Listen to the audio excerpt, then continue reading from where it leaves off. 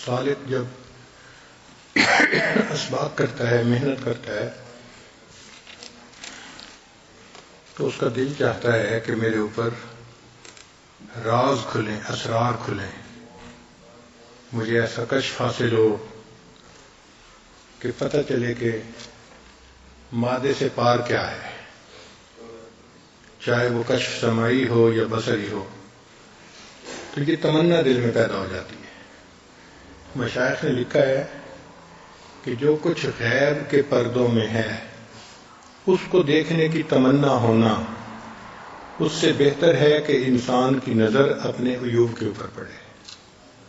اپنے عیوب کے اوپر نظر پڑنا زیادہ بہتر ہے بنسبت اس کے کہ نظر غیب کے پردوں کے پیچھے جو کچھ ہے اس کے اوپر پڑے. اور ہم لوگ اس چیز کو اہمیت کم دیتے ہیں. عام طور پر دیکھا گیا ہے کہ انسان کی آنکھیں کھلی رہتی ہیں، گردن تنی ہوتی ہے اور نگاہیں دوسروں کے چہروں پر پڑتی ہیں کہ ان کے اندر کیا عیب ہے. کاش یہ گردن جھک جاتی، یہ نگاہیں اپنے سینے پہ پڑتی کہ میرے اندر کیا عیب چھپے ہوئے ہیں. ہمارے مشائخ نے لکھا ہے جب اللہ تعالیٰ کسی بندے سے خوش ہوتے ہیں تو اس کی نظر میں اس کے عیوب کو واضح فرما دیتے ہیں. جب اللہ تعالیٰ کسی بندے سے خوش ہوتے ہیں تو اس بندے کے عیوب کو اس کی نظر میں واضح فرما دیتے ہیں. یہ اللہ کا احسان ہوتا ہے. اس کا فائدہ کیا ہوتا ہے کہ بندے کو اصلاح کی توفیق نصیب ہو جاتی ہے. دیکھیں، آپ اگر آئینے کے سامنے کھڑے ہوں اور دیکھیں کہ چہرے کے اوپر کہیں سیاہی لگی ہوئی ہے تو آپ خوش ہوتے ہیں یا ناراض ہوتے ہیں؟ خوش ہوتے ہیں کہ چلو میں چہرہ دھو لوں گا اور یہ سیاہی ختم ہو جائے گی. اگر مجھے پتہ نہ چلتا تو لوگ مجھے اسی سیاہی کے ساتھ دیکھتے. اسی طرح اگر ہمیں اپنے عیوب کا پتہ چل جائے تو ہمارے لیے اس میں اصلاح کی گنجائش نکل آتی ہے. تو بندے کو خوش ہونا چاہیے اگر اس پر اس کے عیب کھل جائیں. ہم میں سے کوئی بھی ایسا نہیں جو عیب سے خالی ہو. انسان ہے، ہم ضعیف البنیان ہیں، ہماری بنیاد ہی کمزور ہے. تو خطائیں تو ہیں ہمارے اندر، گناہ تو ہیں ہمارے اندر. ہاں، یہ الگ بات ہے کہ نظر آتے ہیں یا نہیں آتے. اللہ تعالیٰ جب کسی بندے سے خفا ہوتے ہیں اس کی نگاہوں پہ ایسا پردہ ڈال دیتے ہیں اسے اپنے اندر عیب ہی نظر نہیں آتا. ہمیں ایک مرتبہ اس کا تجربہ ہوا. ایک انجینئر صاحب تھے جس کی زندگی بہت عامیانہ تھی.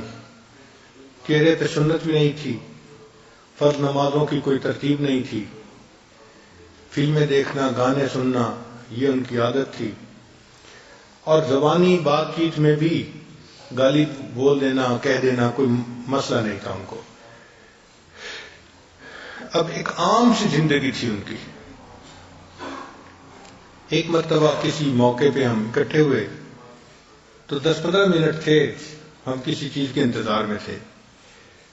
میں نے موقع کو غنیمت سمجھ کے یوسف علیہ السلام کی سنت کو زندہ کیا.